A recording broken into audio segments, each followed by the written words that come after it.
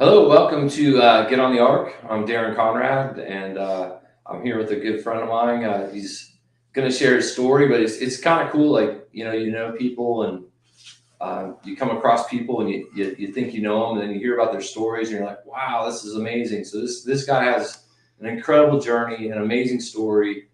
Ryan Smith, welcome to the show, and tell us about your journey. Thanks for having me here, Darren. Well, I guess I could just start from the beginning. There's no, I was born also and raised in Ohio. Yeah. And you know, it's just kind of a normal upbringing. Me and my family, they're.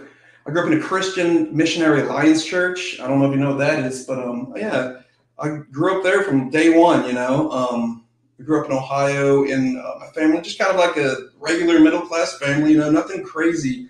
When I hear other people's growing up stories, I'm like, wow, mine is very vanilla. Growing up. But I was kind of a kid that got in trouble a lot. I got like to cause trouble. Got kicked out of school here and there, things like that. But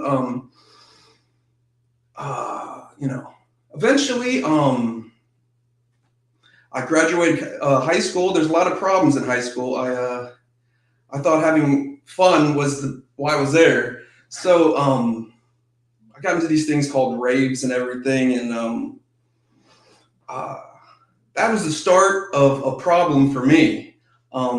So I got arrested when I was like 17 or 18, and I was like, well, what am I going to do with my life? Everyone's going to university, and I was not interested in that whatsoever. So I joined the United States military when I was 17 years or 18 years old, and Was after I graduated, when in your childhood, like when did you start drinking? Or yeah, like just there in high school, really. Oh man, I guess a little bit like 15, 14, a teenager. I started drinking just to fit in. The first time I ever drank was I think we were drinking like 151 Bacardi rum, and we were all just sitting around, and one thing led to another. We were passing out and throwing up on ourselves. So that was the very opening to my substance use and kind of drinking for a long time. And I guess I was having a good time because I got arrested, and I was sent to AA and had a probation officer when I was about 15, just from the first time I threw up on myself. So you think that would have scared me into being, staying away from the partying scene, but it just drew me closer, and, more friends I met. What were we doing? We were doing ecstasy. We were doing acid, all these really mind expanding drugs. But, Yeah. I didn't ever think I was an addict, don't alcoholic. Probably, but I would just drink and throw the bottle under my bed, because back then in Ohio you can buy a bottle of liquor in the store. It'd be like 30% or something. I don't know. yeah. Anyway, that's kind of how I started out, just kind of partying crazy as a high school student, and not thinking anything of it. You know, uh, so So join the army. Yeah, that's exactly what it was. Like, what are you gonna do? I don't know. I joined the army. It sounded kind of cool. I had a military family. They all joined the army, so I was like, that sounds like the right one. So Yeah. I like to think myself as a pretty tough guy. So I had to be in a job also that sounded tough. Computer analyst just won't cut it. So I got on the tanks. Yeah. That's and went to basic training. Thank you for your service. Oh, thanks, Like, man. I mean, that's Sure. Yeah, my pleasure. so how old were you when you went in the army? I was 17 years old. Okay. I think I just turned 18, something like that. So I was going through basic training. It's like with the training and the initial boot camp, it's about 6 months. So I had a birthday there. 18-year-old, new to the world, and that's where I kind of thought life would be okay. Yeah. Get your act together. Thing is about army life, you work hard and play hard. Play hard usually means party hard. So it's a big thing get together with everyone else and just drink. And we drank a lot because we worked a lot, we trained a lot, and I was in there for almost 7 years in the Army, and there was no break. And well, there's a break when we got sent overseas, but my drinking I felt obligated to drink at times, and also felt like I deserve this. I think a lot of guys in the military, they think that like there's no problem here. I work hard. I'm serving the country. I do what I want. And thing is, the monkey on your back doesn't change because you're serving your country. And I've been overseas twice. The first one was 2003 in the invasion of Iraq, and we went over there, and it was to me it wasn't a big deal. It was just a job. It was just what we did. I came back. First week, I met my wife, our ex-wife. Yeah. And from there, a whole new kind of world changed for me. From being a single guy to we got married pretty quick, and my son, who's he's going to be 18 soon. Less than a year, and in about a year, it's time for coming back from Iraq for my first tour. It was time to go again. So I had all the things I thought that I wanted at that time in my life, a kid, wife, and all that. But anyway, I got sent over there in the middle of all that. Okay, so you went to Iraq, the first tour. And then we left again a year later. But then you came back, you met your wife. Yeah, I met my ex-wife, and we had a kid within that year too. Okay. So, that was great. That's what I thought I wanted in life. But I went over to Iraq, and for the second time, things, with all the politics and things going on over there, it got a little hairier. And then we did one good job. So we'll say, hey, put these guys, they're veterans over there now. So yeah, the whole thing changed. It was a lot scarier. But one significant event when I was over there, there's, a handful of events that you can imagine that changed my life drastically. Was we every other morning we go on a patrol down to like Karbala, or there's a bunch of little towns out there, and we just see what's going on and try to help. So this morning it was like 7 a.m. just random morning, and we were just rolling out, getting the stuff packed into our Humvees so we could go on a patrol. But we were out there about half an hour, and there's these things called IEDs that they put in the roads, and they just kind of hide behind things, and just like you drove, they hide them under the highway sometimes. So, I mean, it's really you don't know when it's going to happen. So it's not like hand-to-hand combat and we're shooting and they're shooting. It's just a most anxiety-filled kind of way to go through a really messed up country at that time. Anyway, we're on this patrol, and out of just nowhere, just explosion. And it was my vehicle. We ran over one of these bombs, and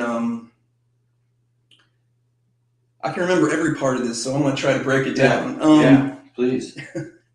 All right, the first thing when the explosion happened, time immediately stood still, and I grew up, I wasn't sure if God was real or that, and let me just slow down. The initial explosion, time stopped, like slow motion, like you would see in the movies. I've seen this before, right. But the first thing I remember was frantically yelling and screaming. I grabbed this radio and contact. Obviously, contact. We'd just been hit this explosion, and then we were spinning in circles. What I remember doing before we went on that patrol was locking these doors, called the combat locks. So they lock from the inside. Of course they lock from the inside, but it's like double locked. So, when we're in the streets, there's a lot of people just trying to open the doors. I never thought that was a big deal because, you can, there's ways of people backing up if you understand, we have weapons and shit. Yeah. So I didn't think it'd be necessary to double lock a door. So I didn't. The the explosion happened, and while we were spinning, these doors opened, and I didn't know what to do. I mean, like I said, this was slow motion, and then the first thing I remember was a life reel. Like that's why I didn't know what was happening at the time. But my whole life up until about 23 years, I was 23 at the time, was just swirling very slowly and like a movie inside my mind. Like I remember being a kid. I remember significant events as a adolescent and a teenager and all that. My unborn child, even I was picturing that. All these things were just happening slowly, and I slowed down. I don't. The last thing I remember was that, and then the next thing that happened to my conscious awareness was I was standing on a cliff-like a mountain. The mountain. That's what I think it was. This happened in 2000. It was January 17th, 2005. Yeah. So it's just been the new year. And where I don't know where I was. There was someone on the side of me, and there was these two beings in front of me on this cliff of this mountain. The mountain was like a crystal, you've seen crystals, but it's like a ginormous crystal coming up the ground, like sparkling and all this stuff. And these two beings, I instantly knew who they were. One was my grandfather, which I never met. He died, I think, in the 70s. He got electrocuted in Chicago, but he was a World War II pilot and great guy, I've heard. And then the other being that was shining really bright was my son, which hadn't been born yet. He was in utero with my ex-wife at that time. And then I don't remember a lot of what we were talking about. I just remember kind of being upset with wanting to stay because they were saying, you can't stay. We'll see you again. And I remember like pleading with them, like, hey, I don't want to go. I don't want to go. And, I don't know who else was there except for my family members. But the next thing I knew was that moment, and then the next moment was complete chaos. I woke up on the side of the highway in Iraq, and there's something was on fire, and I just remember just screaming because I was back in this reality, and the thing that really got me was this moment of peace, complete peace. I felt like I've never felt this way, It was like I don't know if it was a connection or just being. It felt like I was being loved or emitting love. It was the most genuine, loving feeling I've ever felt. I mean, and I'm only 23. I don't know exactly what love is, and the only greatest feeling I ever had was from an ecstasy pill, and that's the only thing I could think in my mind. What is this like? After that event, I got medevac to a hospital in Baghdad, and from there, I kind of didn't talk about this event ever again.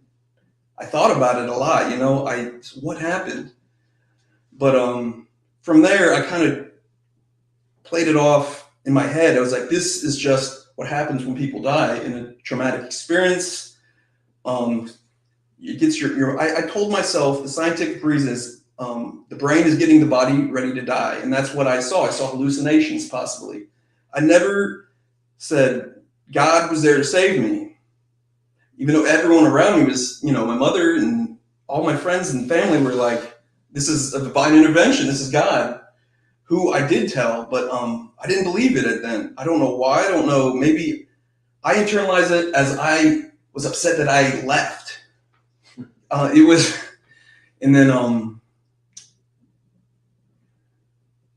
well, the thing is, this happened in 2005, and since then, I got sober, and I've been drinking and using drugs like excessively since then. When I came back from that experience overseas, they put me out of the army and everything, and I didn't know what to do. I was there, and the VA, they'd help me, but they'd also help me by oh, here's a bottle of Xanax, here's a bottle of Percocet, without question, because they just look at my records and be like, all right, I didn't really need them, and I was drinking to oblivion every day, but I thought I had a control over it. A lot of things happened with my family, my son and my ex-wife. Then we moved to Florida here, and I moved my whole family, just hooked on Percocet and Xanax and drinking, and I moved the whole family down to Florida, and I got involved with school. I thought I was going to do that for a while, but it was just fueled by the pills, and I put myself in rehab to get off them, and I did. I got off the Xanax and all that stuff, but the thing is, I didn't stay in the recovery for more than a month. I put myself apart from everybody. I thought that I didn't have a problem with drinking. I had a problem with medications, and that God, that part of the recovery, that part isn't for me, because God, if there's a God, I thought he wouldn't take me away from this experience that I saw. So I thought I was an atheist for a long time, and everything that went with that, I'd had to argue with people just about their faith, and I was miserable. I was miserable because I didn't have that faith. Maybe they had a connection that I didn't understand. Maybe I'm too smart for my own brain, whatever it was. It took till 2021, right after when we were all locked down in our houses with COVID or whatever. A little bit after that, I finally something happened to me that I couldn't deal with. I couldn't drink through. My children were about to be taken away from me for some situations in my life that they're obviously unmanageable. I didn't think so. But I didn't think I would get through it. And I ended up coming into the rooms of Alcoholics Anonymous just so broken, so just without anything. I was hopeless because I didn't think I would get to see my children in the capacity that I knew that I needed to be with them. I take care of my children all the 24/7, basically.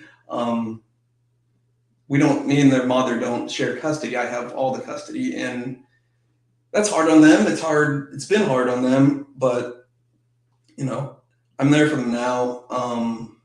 But I couldn't be there for them when I was drinking, using, because I thought I got it, but I didn't have it. They got taken away from me because my delusions of, not having, just on self-will riot, just, there's got to be something more than that. And when I did get into the rooms of Alcohol Anonymous, I there's a lot of things in there that about a power of your own understanding, and that I could roll with, because God, when I hear the word God, I hear judgmental things, or I used to. Yeah. I hear church saying, the politics of some different religions, whether it be Christianity or Judaism, or they're just so,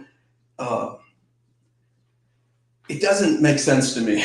I don't understand why some people can be loved and some people are sinning. I understand the concept of sin, but it's just the way it was put to me in life. I just couldn't grasp it and feel like I was being loved.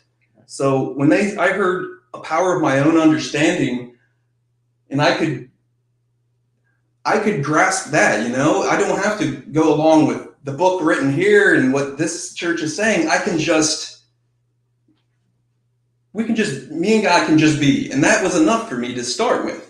I just didn't know how to talk to him, though. So initially when you went down the path of recovery and you decided, I'm done with alcohol and drugs, right, like, did you think, there would be life after that, or did you, like, where were you at, when you came into recovery? Were you thinking? Well, when I came in, I just wanted the heat off my back, okay, so to say. I wanted to show somebody who's in charge that I could stop drinking. I'm a good guy. I'm trying to see children, which I was, but that's all I wanted. That was good enough. Yeah. If things were just still shitty and I could live my life how I wanted to be, right. What I didn't know is how good it would get. So, how in terms of the journey of recovery, I know you've been sober for a couple of years. Yeah, 2.5 years. Almost 3, right? 2.5 years. 2.5 years, yeah. So what, compare the beginning and how you've changed, and maybe how you think now as opposed to how you thought about 2.5 years ago. Oh, well, when I came in, I didn't know I knew that I didn't have to follow the God of the church or whatever, but I didn't know what I was following. So I had to really sit down and watch other people, how their faith was being presented to me, or how I can see understood it through my eyes, and eventually is being honest and making a letting go is the biggest thing for me. I can't let go. I have to be a tough guy. I just have to get it, and I don't think that God. My whole life I thought God was just something sad people needed to feel better, and they didn't want to die and be nothing. But I don't know. I see that there is something in that experience that I had over Iraq wasn't just a hallucination or whatever I thought was happening. It was more than that. I think I just kind of rebelled because maybe I felt something that was so powerful that I didn't want to come back to this pain, because it is pain here, But when I realized what my past had happened in my past, when I came in these rooms, I used that to help me find my higher power. And, it's a very personal experience and personal relationship. I mean, but the thing is, I didn't think I could ever have that. I thought I was different, apart. I thought I already made my decision. There's no God, so don't try. But I just being willing and open, it was more than I ever imagined. And now I try hard. Nothing's perfect, I try hard to keep on this path with God, because I know that He sees me, and I know that He's with me here and in me, because it's the smallest, when people say they have these God moments, I still think that's personal, but I have these all the time. Oh yeah. Whether it be just see the same synchronicity of numbers over and over. I see that every single day. I see a synchronicity of numbers, whether it be on the highway exit or on my watch or whatever, on the cell phone. It's so powerful that I can't, ignore it anymore. So, I don't. What's your number? Oh, I see 111 a lot. Okay. It's weird. And, yeah. But I just, for a long time, I was like, that's just some woo-woo weirdness. And you guys are weird, Yeah. People that believe in faith, it's not. It's powerful. It's something that I didn't think that I could ever even understand, because I thought I was too smart. I was like, wish I was ignorant so I could enjoy that. It's the best thing that ever could have happened to me is God revealed Himself in a way that I could understand, because I'm a know-it-all. I'm a knucklehead, and that's how I walk with Him. I keep on trying to experience things, because life was good. Now life is getting better, and more than I ever even imagined. I was okay with just not being in jail and just having a little bit of happiness. But now I know what true love and happiness is, and it's still being revealed to me, Right. So what do you say the biggest change in your life is because of a result of living a sober life? I do have my children now. I used to tell my sons, like, don't ever do this, don't drink. I have a past because, I've been through this and that and the other, which is just ridiculousness, Now I can actually be a father to my son and my daughter, and even despite all the hardships, you know, because I mean, drinking alone is, I mean, I know now it's just so selfish to do to your children, especially if I'm a single father. So a lot of things, the biggest thing is just being awake now and becoming aware of my own nonsense that I create and the chaos, you know, because I would it's perfectly fine just destroying everyone's life and mine as long as nothing big happened, I guess. So Yeah. the peace is the biggest thing, having peace within me, you know what I mean? So, What would you, for people out there that are, maybe, fighting that battle of I can't quit, or, they maybe they just need to hear a message, what would you tell somebody, if they're in that, maybe they just don't know how can I quit drinking? Everyone's drinking. It's, or, well, I mean, I know what it feels like to like be part of, you know, and or not be part of, but I mean, if someone feels that they're screwing up their life and they don't know how to quit, just the way I did it was I went into the rooms of Alcoholics Anonymous because I don't really know where else to go. I mean, I know it's you just sit there, but it's not just sitting there. I went there, and when I went in there, I met somebody, and that was God. At first I was like, what a coincidence. This guy he's a genuine nice guy. He cares about me. Turned out to be my sponsor, the first guy I met in the rooms. And that's how you do it. If you want it, you go get it, and you do everything that people say you should do, like to get sober, and connecting with the higher power that's what I really do think is the key to it, because I tried it before with my ego and just I don't need this, I can take that and that the other thing, and then I almost killed myself and destroyed my life in the process. So get in and get connected. Yeah, it's the only thing I can say that worked for me. Yeah, I can really relate. I can relate to the number thing. My sobriety date's 11/22. Oh yeah, yeah. And the same year I got sober, they started that church 11/22.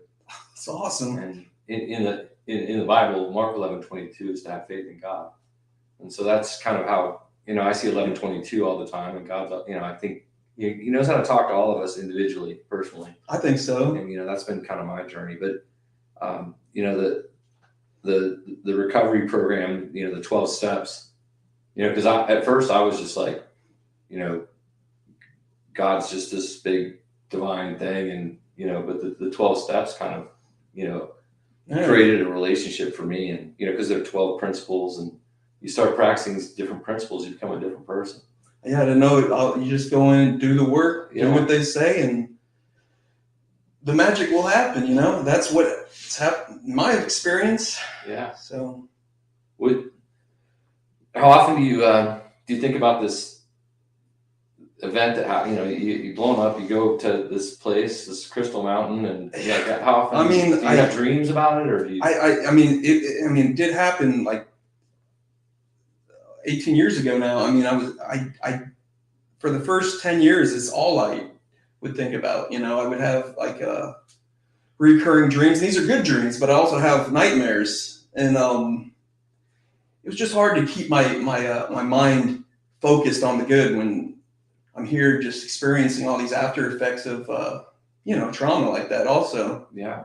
But Wow. Well, anything else? Any last final comments you'd like to share with the audience, or maybe thank you for your story. Thank you for being a combat veteran and a patriot, and sure, yeah. Just a great guy in general. And I appreciate your friendship, and I thank you for the time. And for those guys watching, thanks for watching, and please join us again. Get on the ark, and have a blessed day.